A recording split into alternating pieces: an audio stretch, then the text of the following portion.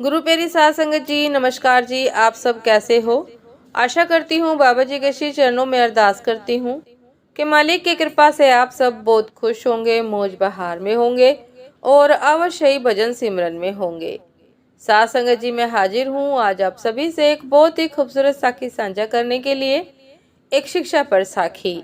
उम्मीद करती हूँ यह साखी आप सभी को बहुत पसंद आएगी और अवश्य ही कुछ न कुछ सीखने को मिलेगा।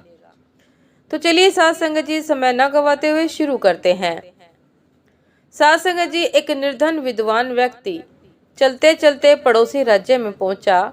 संयोग से उस दिन वहां हस्तिपट बंधन समारोह था, जिसमें एक हाथी की सूंड में माला देकर नगर में घुमाया जाता था। वह जिसके गले में माला डाल देता था, उसे 5 वर्ष के लिए वहां का राजा बना दिया जाता था। वह व्यक्ति भी समारोह देखने लगा। हाथी ने उसके ही गले में माला डाल दी। सभी ने जय जयकार करते हुए उसे 5 वर्ष के लिए वहां का राजा घोषित कर दिया। साध संगत जी, राजपुरोहित ने उसका राज तिलक किया और वहां के नियम बताते हुए कहा कि आपको केवल 5 वर्ष के लिए राजा बनाया जा रहा है।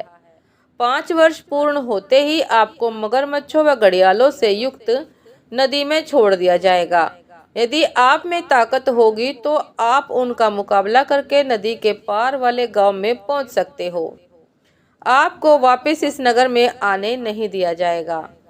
वह निर्धन विद्वान व्यक्ति तो सिहर गया, पर उसने सोचा कि अभी तो 5 वर्ष का समय है, कोई उपाय तो निकल ही जाएगा। उसने 5 वर्ष तक विद्वत्ता पूर्वक राज्य किया। राज्य की संचालन प्रक्रिया को पूरे मनोयोग से निभाया और इस प्रकार केवल राज्य पर ही नहीं, लोगों के दिलों पर भी राज्य करने लगा। जनता ने ऐसा प्रजावत्सल राजा कभी नहीं देखा था। साध संगत जी, 5 वर्ष पूर्ण हुए। नियम अनुसार राजा को फिर से हाथी पर बैठाकर जुलूस निकाला गया। लोगों की आंखों से आंसुओं की झड़ी लग गई। नदी के तट पर पहुंचकर राजा हाथी से उतरा। राजपुरोहित ने कहा कि अब आप नदी पार करके दूसरी ओर जा सकते हैं। अश्रुपूरित विदाई समारोह के बीच उसने कहा कि मैं इस राज्य के नियमों का सम्मान करता हूं, अब आप मुझे आज्ञा दें। जैसे ही राजा ने नदी की ओर कदम बढ़ाए, लोगों ने अपनी सजल आंखों को ऊपर उठाया। जानते हो वहां ऐसा क्या था जिसे देखकर वे सब लोग खुशी से नाचने लगे। नदी पर इस पार से उस पार तक राजा के द्वारा बनाया गया एक पुल था, जिस पर राजा शांत भाव से चला जा रहा था, नदी के उस पार वाले सुंदर से गांव की ओर। क्या ऐसा ही कुछ हमारे साथ भी घटित हो रहा है?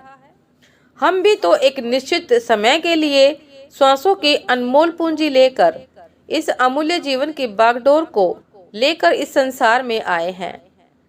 साध संगत जी, हमें भी तो निरंकार ने श्वासों की अनमोल पूंजी देकर इस अमूल्य जीवन की बागडोर सौंपी गई है। समय पूरा होते ही हमें यह राज्य छोड़कर भवसागर के उस पार वाले लोक में जाना है, जहां से हमें फिर से इस राज्य में आने की आज्ञा नहीं है। यदि हमने धर्म ध्यान का पुल नहीं बनाया तो हमें भी मगरमच्छों व घड़ियालों से युक्त नरकों में डाल दिया जाएगा और हम उनका ग्रास बन जाएंगे। और अगर हम शांत भाव से भवसागर के उस पार वाले लोक में जाना चाहते हैं तो अभी से वह पुल बनाने की शुरुआत कर देनी चाहिए, क्योंकि आयु काल पूरा होने के बाद तो निश्चित ही जाना है। साध संगत जी, ये थी आज की एक बहुत ही खूबसूरत साखी। उम्मीद करती हूँ ये साखी आप सभी को बहुत बहुत पसंद आई होगी और अवश्य ही कुछ न कुछ सीखने को मिला होगा कि जब हमें सतगुरुदेव महाराज की शरण प्राप्त हो चुकी है तो हम उनके बताए हुए रास्ते पर चलकर निरंकार के घर जाने का, अपने निज धाम जाने का पुल बना सकते हैं। वह पुल बनाने का अवसर हमें मिला है सतगुरु के द्वारा। सतगुरु ने हमें चुना है भजन सिमरन करने के लिए, ध्यान करने के लिए। तो साध संगत जी, अपने भजन सिमरन के द्वारा और सतगुरु के आदेशों के द्वारा, हुक्म के द्वारा हम भी वह पुल बना सकते हैं और अपने घर, अपने निज धाम सचखंड वापस आसानी से खुशी खुशी जा सकते हैं। नहीं तो साथ संगत जी, अगर ध्यान नहीं किया, भजन सिमरन नहीं किया तो अवश्य ही नरकों की आग में जलना पड़ेगा। साथ संगत जी, उम्मीद करती हूँ ये साखी आप सभी को बहुत पसंद आई होगी। यदि पसंद आई हो साथ संगत जी तो लाइक कमेंट शेयर करना ना भूलिएगा। चैनल पर जो भी नए हैं कृपा करके सब्सक्राइब कर लीजिएगा ताकि चैनल पर मिलने वाली सभी शब्द साखियों की अपडेट आप सभी को समय पर मिलती रहे। साथ संगत जी, अभी आज्ञा दीजिए, आपसे फिर मुलाकात होती है एक नई शब्द साखी के साथ, एक नए विचार के साथ। तब तक के लिए नमस्कार जी। सदा खुश रहिए, मुस्कुराते रहिए और भजन सिमरन अवश्य करते रहिए। नमस्कार जी।